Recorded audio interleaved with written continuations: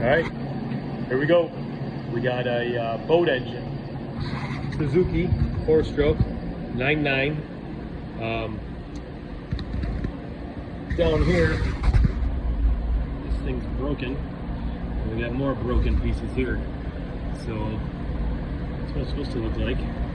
Nice and smooth, but then you hit some rocks and oh boy, broken stuff. So here we go.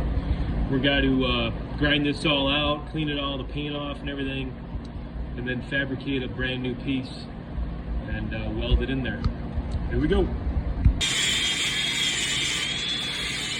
So here's what I did. I made a template out of cardboard, what I want, and then transferred that over to there, and I'm going to cut that out, just like we did with this one here. This one's like that. Should be good. All right, here we go. We got these cut up here. So it's gonna go like that. And this one, like that. Weld them up. Here we go.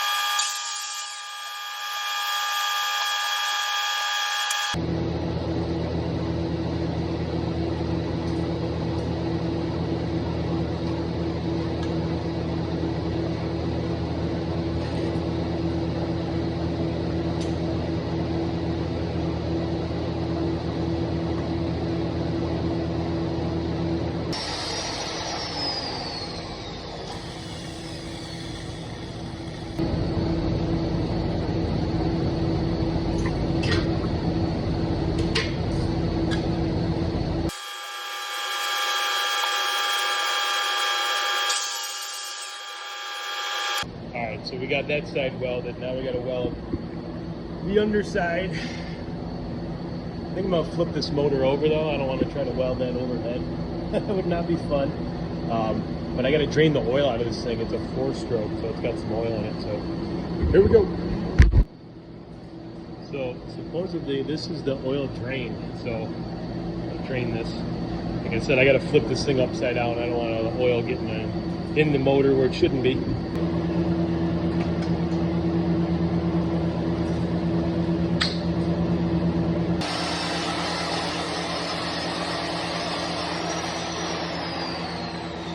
Put big old tag on it, so I'm trying to start this thing before they put some oil in it. It's in for maintenance anyways. They said they're going to drop this out, put an impeller in there. But man, that would be disastrous starting without oil. I'm not a fan of brake clean when you're going to clean your aluminum for TIG welding.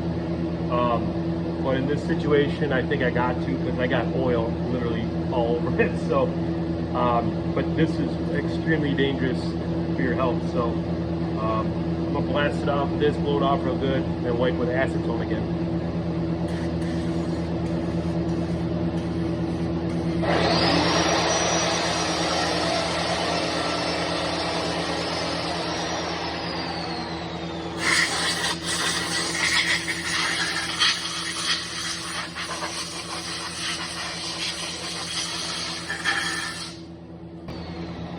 Okay, here we go. We got this thing upside down. I'm going to go ahead and weld this backside.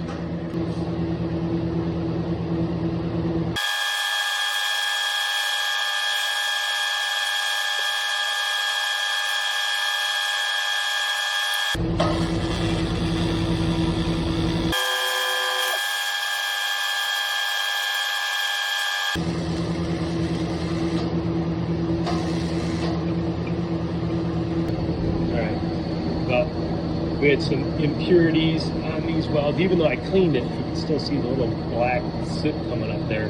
So, here we go.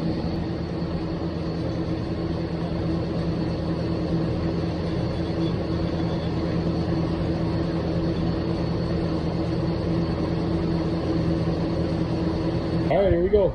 All painted up, fresh paint, good to go.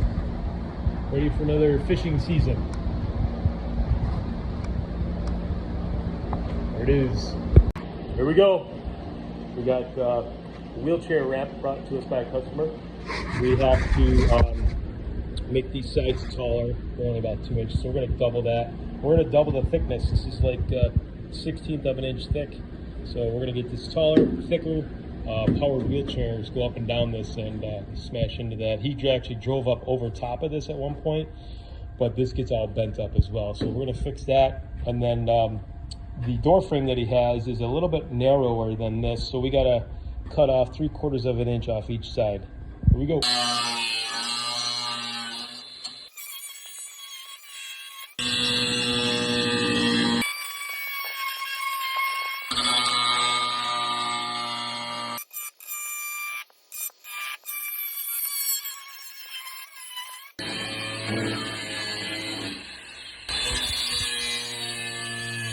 Don't ever believe a left-handed person, because they're never right.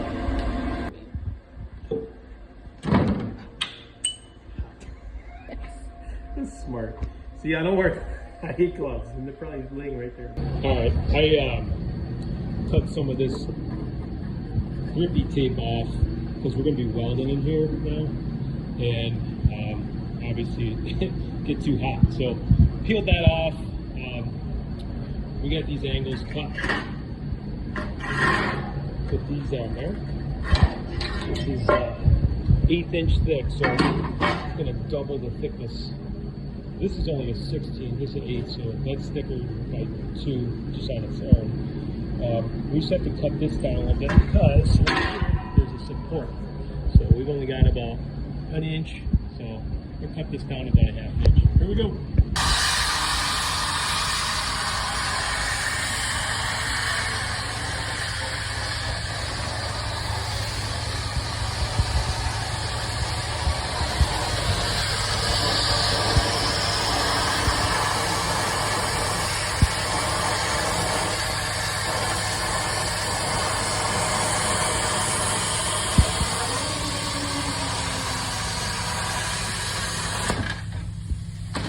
Here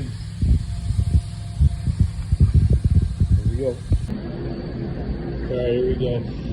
We got this thing flipped upside down. Here's the angle that we just cut down. So we are going to put this right here, like that. Okay? So clean it up, made it fit. So we're going to clamp it down, weld it on. Here we go.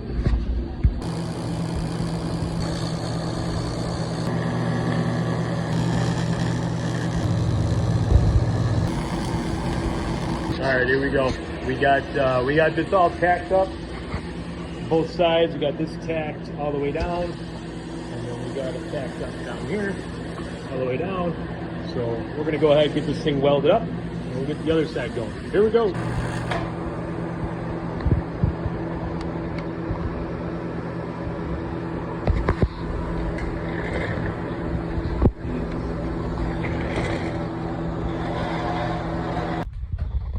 All right, here we go. We got these sides all welded on. Good to go. Got the bottom side welded too. Under there. All good to go. Try to put this tape back on. This grip tape pieces that I cut off, and go over some Scotch-Brite, clean it up a little bit better. Put some radiuses on these corners. We're all done. All right, here we go. It's all put this tape back on there. Grip tape, it's all welded up, cleaned up, Scotch-Brited the sides, make sure it's all clean, ready to go. Here we go. Here we go. Anyways, building a new set of forks for my Bobcat. The old ones have seen better days, so this is our new setup here. Got the old forks here. These were still salvageable, so we're going to make them so that they pivot on this point and then hit here instead of lock in. The old one's locked in and just kept breaking the actual mounting plate itself. So this will hook to the Bobcat, and then forks will go in there. So here we go. Okay, so here's the old frame for the forks that we used to have. You can see this thing's all bent up. The forks used to hook into here and the top here as well, and slide back and forth. They just constantly are getting destroyed and ripped up. So not only that, but the backside here, these things are constantly getting bent. This latches onto the skid steer itself in this here. So it's time for a new set. Here we go.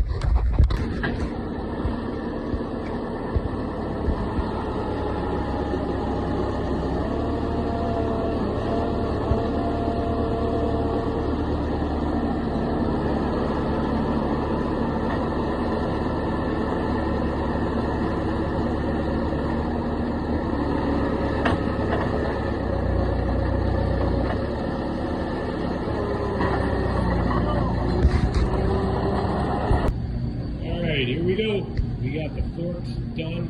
So I had to machine these out, and they're going to fit into this bar over here, which drilled a hole in it. We're going to put a pin in there, and we welded a washer on there. So this bar is going to slide into this slot.